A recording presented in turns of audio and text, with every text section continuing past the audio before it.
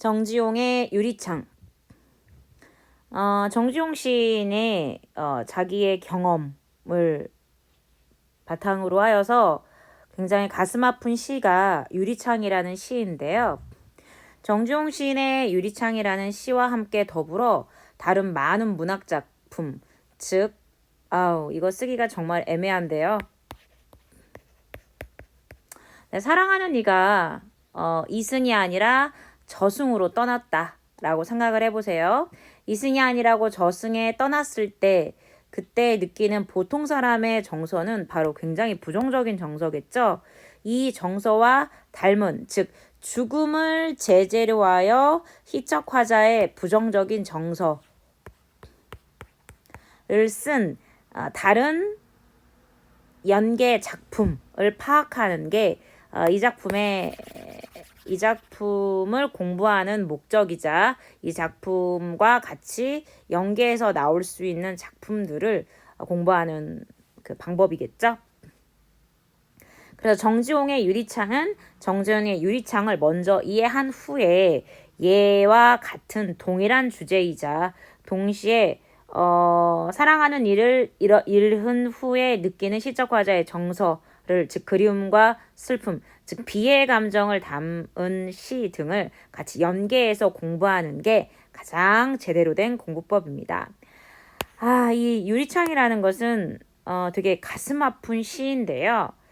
유리창을 통해서 만날 수 있지만 그 매개가 되지만 동시에 유리창 때문에 절대 직접적으로 닿을 수 없는, 즉 이중적 의미를 가진 시어가 굉장히 가슴 아픈 시어가 유리창입니다. 방금 뭐라 그랬냐면요. 그렇죠. 우리 그 가끔 드라마 같은데 보면은 여기 앞에 그 플라스틱, 투명 플라스틱 같은 거 있죠. 자, 개가 있기 때문에 예를 들면은 그 교도소 수감자하고 난 면회를 오신 분들은 만날 수 있어요. 비유가 좀 그랬나요? 네 개의 역할이지만 절대로 어떻게 손을 닿을 순 없죠. 단절의 역할을 하는 역할이 바로 유리창이고, 이렇게 유리창은 이중적 의미를 갖는다라는 거 기억하시면 되고요. 그 유리창이라는 시는 여러분들이 이렇게 절대 만난 적 없더라도 이거는 보신 적 있을 거예요. 여기입니다. 바로 외로운, 황홀한 마이너스와 플러스의 감정이 동시에 어떻게 충돌하죠? 이런 거를 뭐라고 합니까? 역설법이라고 하죠. 이 역설법과 관련해서 공부를 할 때 이 행을 많이 보셨을 겁니다. 자, 그러면 이 시적 화자는요. 지금 어떤 시적 화자는요. 이렇게 있습니다. 이 시적 화자가 막 열심히 닦아요. 닦고 지우고 보고 지우고 보고 이런 거를 반복을 해요. 뭘 그랬냐면요. 이 유리창을요. 이 제목이 되기도 하는. 근데 이 화자는 이 유리창을 통해서 어떤 정서를 느끼냐면요. 아주 여러 가지 정서를 느끼거든요. 시적 대상이 부재하기 때문이에요. 절망감도 느끼고요. 슬픔도 느끼고요. 그 그리움도 느껴요. 그래서 아까 우리가 밑줄 친 외로운 황홀한 심사이다 라고 얘기했는데 이게 되게 역설적 표현이죠. 왜 시적 대상이 부재하냐면요. 정지용 시인이 자식을 잃었거든요. 자식을 잃은 그 슬픔가 외롭기 때문에 이 외롭다고 표현했고요. 왜 황홀하냐고 했냐면 유리창을 통해서 가슴 아프게도 아이를 볼 수 있기 때문에 정말 황홀하다고 여겼던 거죠. 유리창을 통해서 시적 화자가 다양하게 뭔가를 제시를 해요. 그 다양하게 제시된 것 중에서 총 4가지를 제시하는데 네 번째는 산세고요. 이 산세가 무엇인 것 같아요? 유리창을 통해서 비추는 건데. 그 다음에 별인데 무슨 별이냐면 물 먹은 별이에요. 별이 왜 물 먹었을까요? 그 다음에 날개인데 언 날개고요.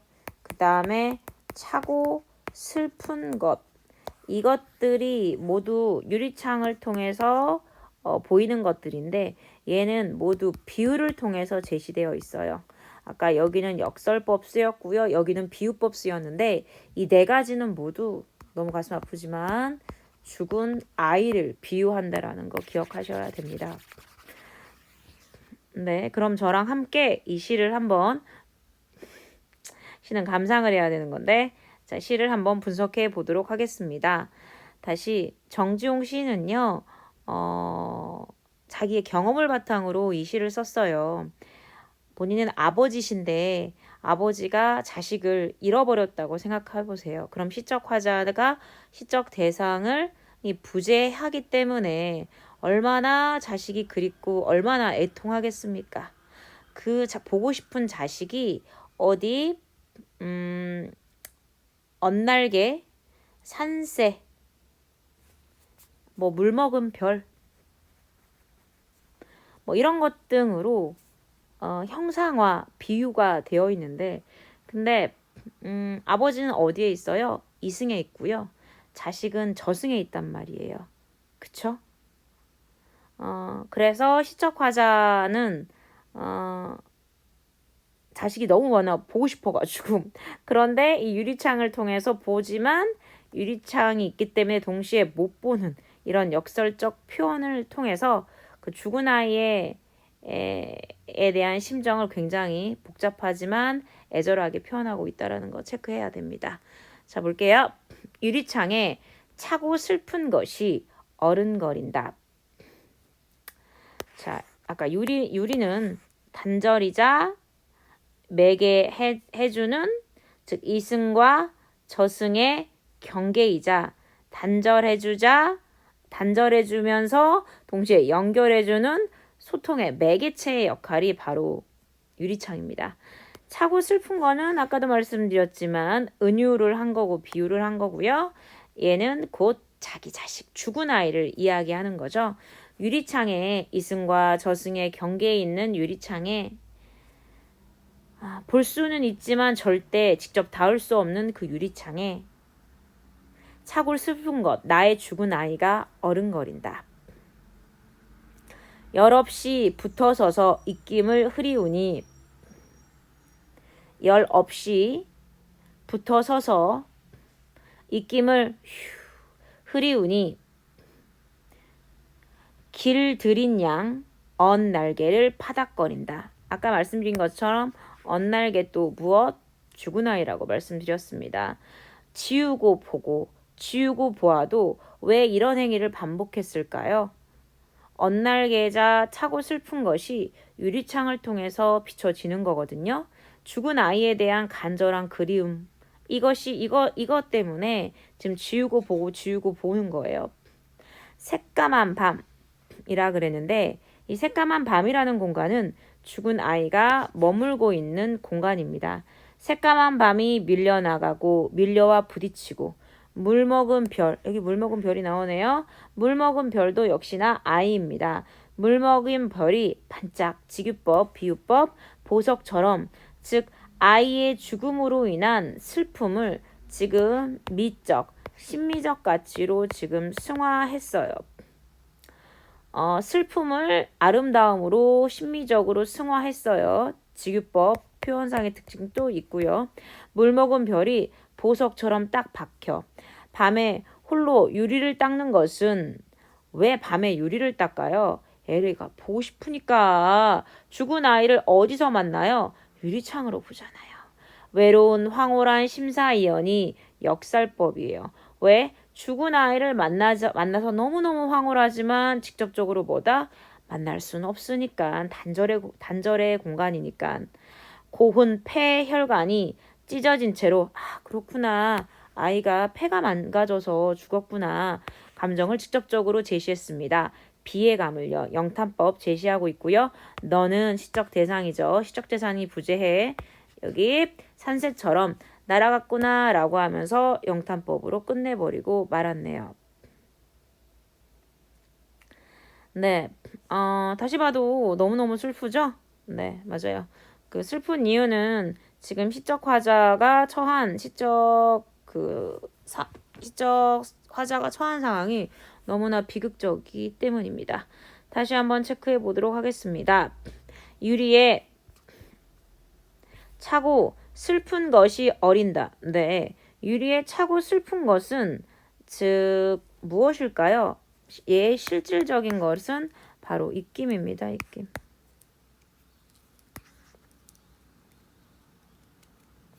얘는 차고 슬픈 것은 입김이고요.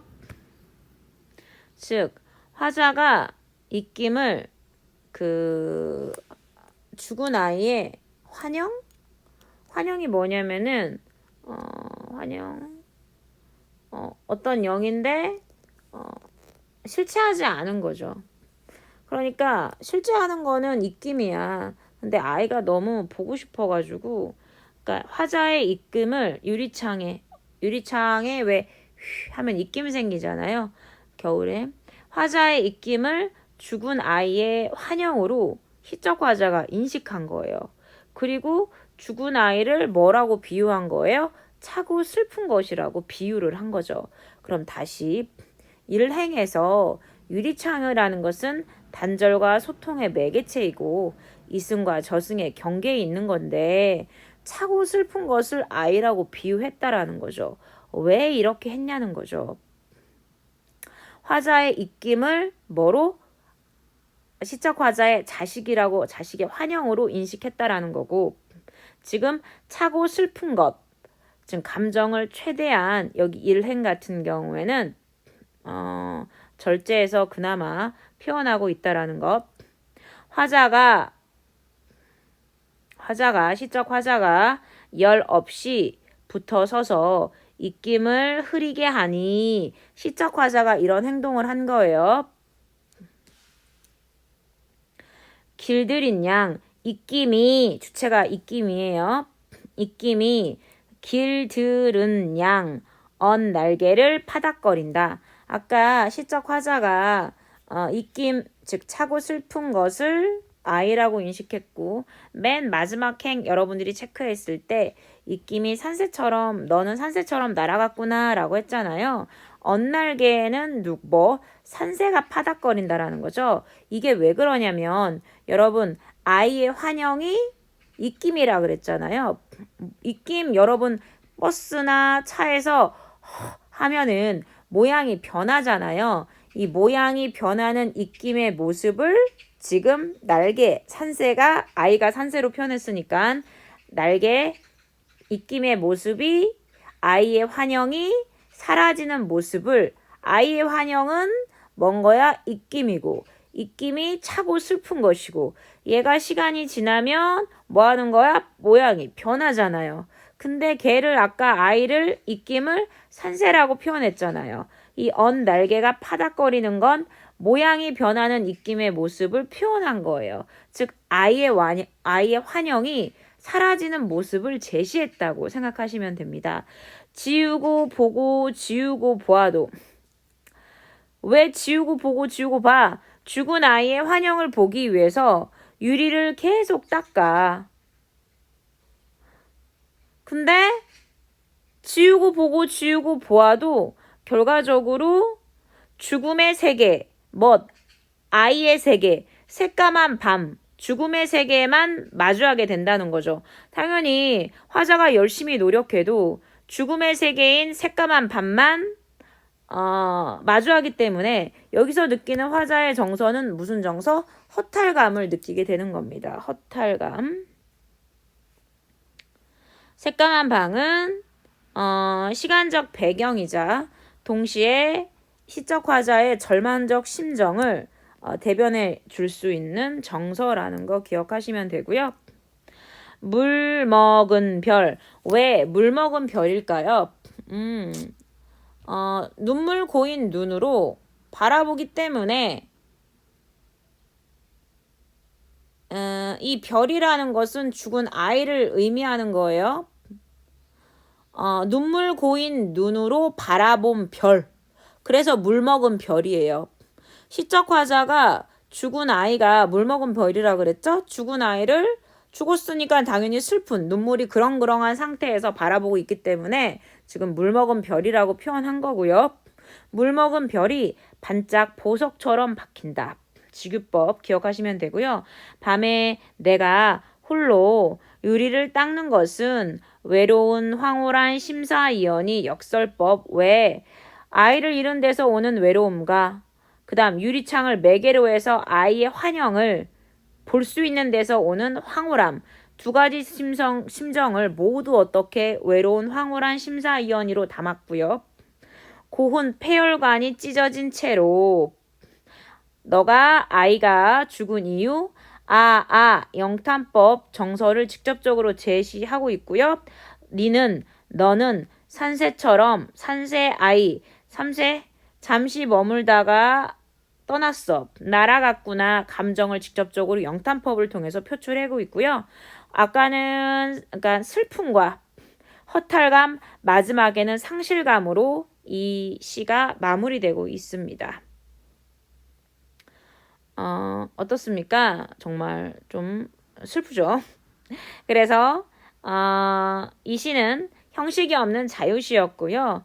상실감과 허탈감, 그리움과 그 절망감, 슬픔 이 모든 것들을 제시한 게 바로 정지용의 유리창이고요.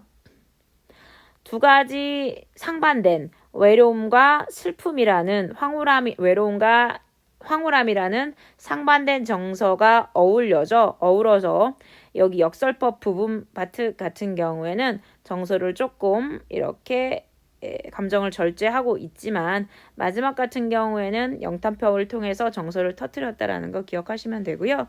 그 다음 여기 산새라든지 물먹은 별이라든지를 통해서 선명한 그 감각적 묘사와 비유를 통해서 선명한 시각적 이미지를 전달하고 있다라는 거 기억하시면 됩니다.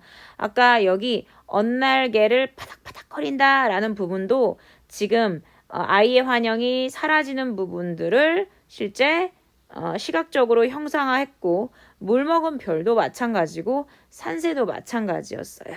얘를 시각적으로 형상화했다라는 부분 기억하시면 됩니다.